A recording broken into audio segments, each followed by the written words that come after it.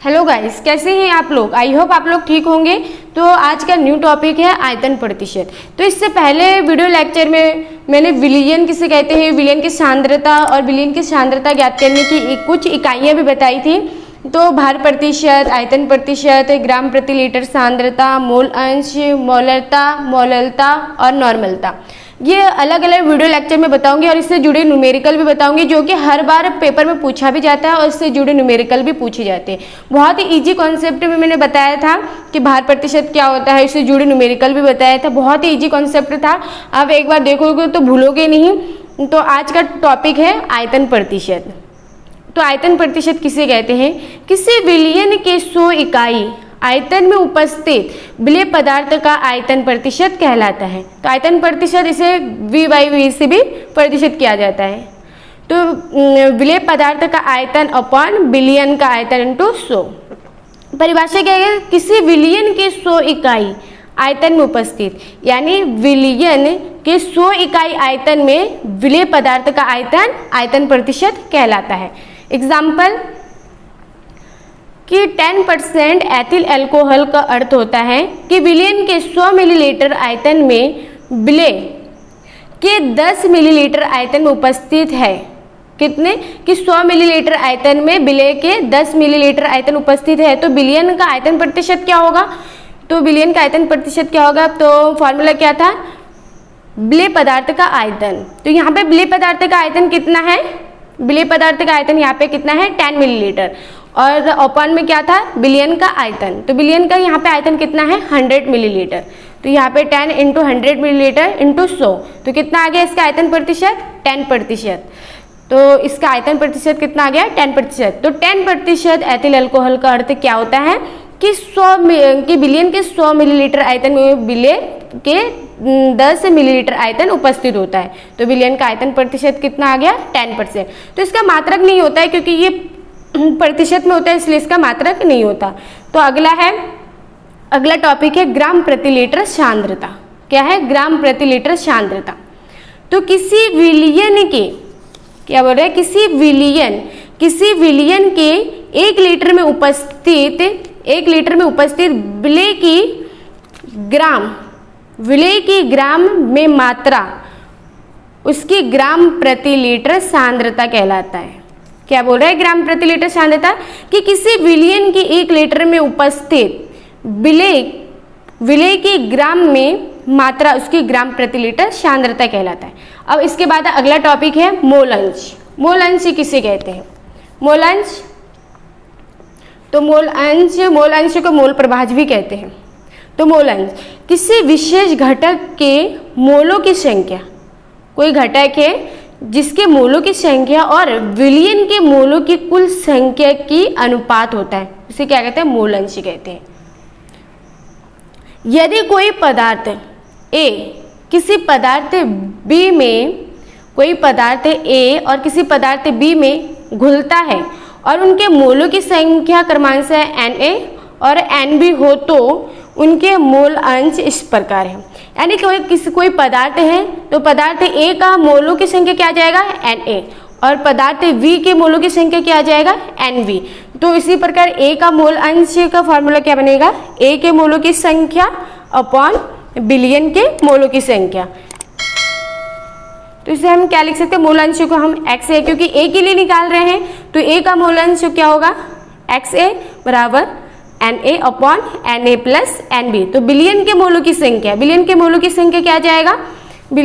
मोलों की संख्या क्या आ जाएगा? कोई उनके Na इंटू Nb।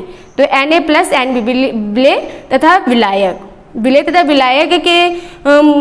विलायक के मिश्रण को क्या कहते हैं? विलयन कहते हैं। तो विलेय प्लस विलायक, यानी Na upon Na plus Nb।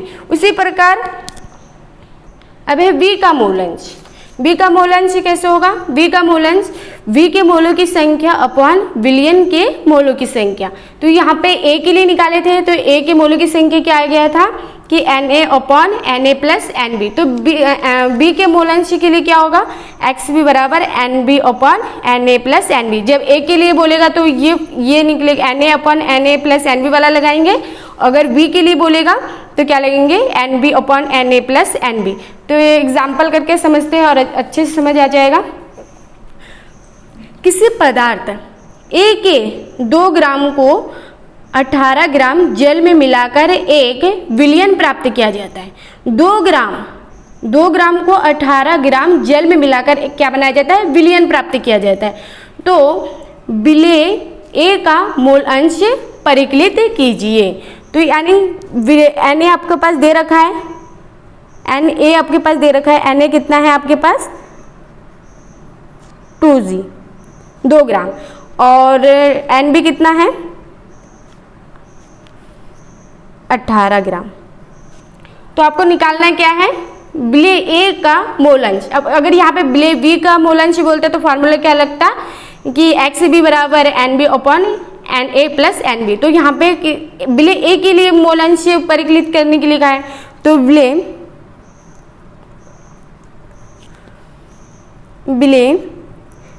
A का मोल अंश, विलेय A का मोल अंश, तो क्या आ जाएगा, तो A के मोलों की संख्या, A के मोलों की संख्या अपॉन विलयन के मोलों की संख्या, विलयन के मोलों की संख्या, विलयन के मोलों की संख्या। तब इसमें मान पुट कर देंगे तो यहाँ पे क्या आ जाएगा XA Na upon small n आएगा Na प्लस NB। तो आपके पास Na कितना दे रखा है 2G 2, Na कितना है 2 प्लस NB कितना है 18। Na आपके पास 2 है, 2 रख दिया, फिर NB कितना है आपके पास 18। तो अब इसको हल करेंगे, ऐड करेंगे, तो चलो करते हैं। क्या जाएगा 2 इंटू 18 प्लस 2 कितना होता है 20। तो ये करेंगे 1/10, तो कितना आ जाएगा 0.1। तो ये क्या आ गया मोल अंश। अब इसी प्रकार हम सेकंड क्वेश्चन करेंगे। सेकंड क्वेश्चन क्या है कि 36 ग्राम जल और 46 ग्राम एथिल अल्कोहल के मिश्रण में दोनों का मोल प्रवाह ज्ञात करना है। जल का भी निकालना है और एथिल अल्कोहल के मिश्रण का भी। तो पहले हम किसका निकालेंगे, जल का। तो जल का पहले हम क्या निकालेंगे, जल का अणुभार निकालेंगे। जल का फॉर्मूला क्या होता है H2O का अणुभार।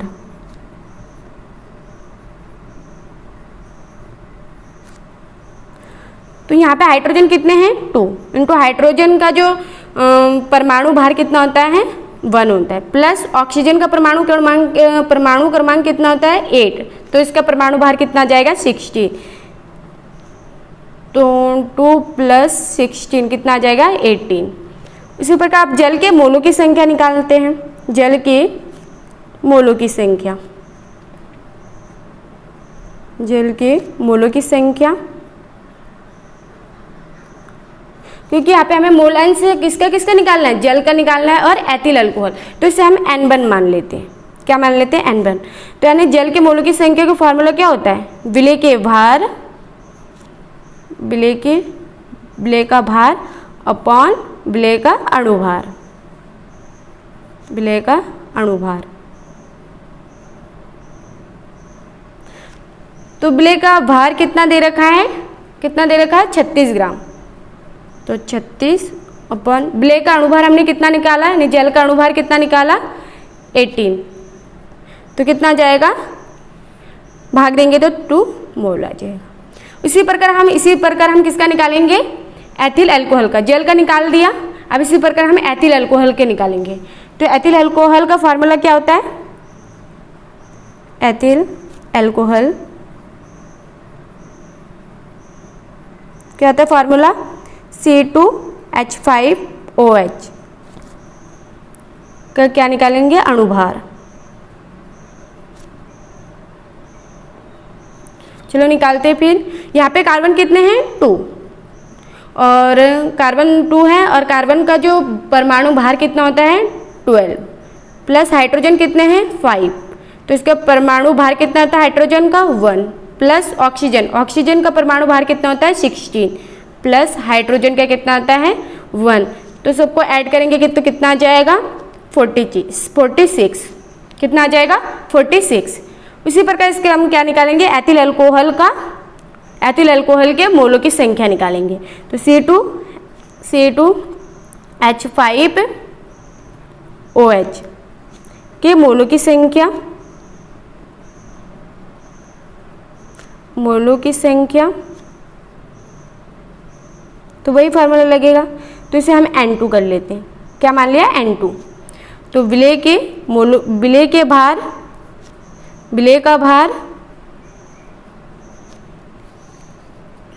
अपॉन विलेय का अणुभार,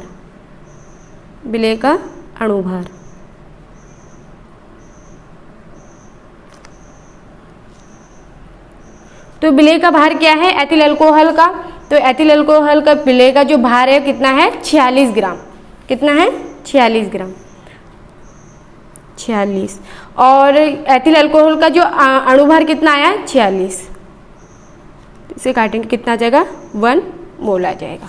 तो हम क्या निकालेंगे मोल प्रभाज निकालेंगे, क्या निकालेंगे मोल प्रभाज। तो मोल प्रभाज, पहले हम मोल प्रभाज किसका निकालेंगे जल का निकालेंगे, किसका निकालेंगे जल का। तो मोल प्रभाज x1 बराबर फॉर्मूला क्या होता है Na, यहाँ पे हमने क्या माना है Na नहीं, यहाँ पे हमने N1 माना है, क्या माना है N1, तो आप यहाँ पे N1 लिखेंगे, N1 प्लस N2। तो यहाँ पे किसके लिए निकाल रहे हैं जल के मोल अंश निकाल रहे हैं, जल के मोल अंश या मोल प्रभाज।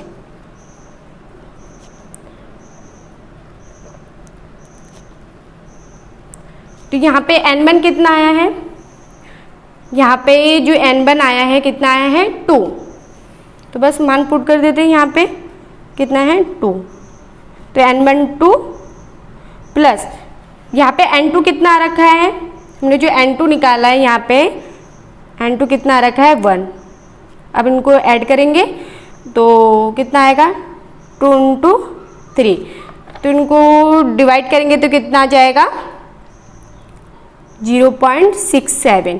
इसी प्रकार हम किसका निकालेंगे एथिल अल्कोहल, जैसे हमने जल का मोल अंश निकाला उसी प्रकार हमें एथिल अल्कोहल का निकालेंगे। तो चलो निकालते हैं एथिल अल्कोहल का मोल अंश।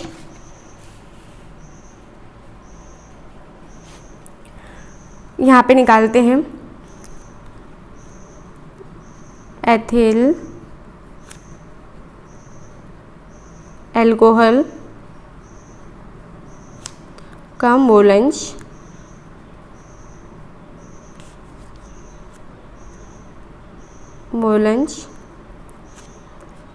इसे हम x2 मान लेते हैं, तो क्या आ जाएगा N2/N1 प्लस N2। तो यहाँ पे N2 कितना रखा था हमारे पास, N2 था हमारे पास 1, कितना था 1, और N1 कितना है 2, तो N2 हमारे पास कितना है, N2 जो है हमारे पास 1 है और N2 हमारे पास कितने हैं 2, तो इसे निकाल 1 प्लस 2 कितना होता है 3, तो इसे डिवाइड करेंगे तो कितना आ जाएगा 0.33। तो ये हमारा किसका निकल गया एथिल अल्कोहल का मोल अंश कितना निकला है 0.33। सो गाइस, आप लोगों को ये वीडियो लेक्चर कैसा लगा, अगर अच्छा लगा तो प्लीज़ कमेंट बॉक्स में बताएं और चैनल को लाइक करें, शेयर करें एंड सब्सक्राइब करना ना भूलें। धन्यवाद।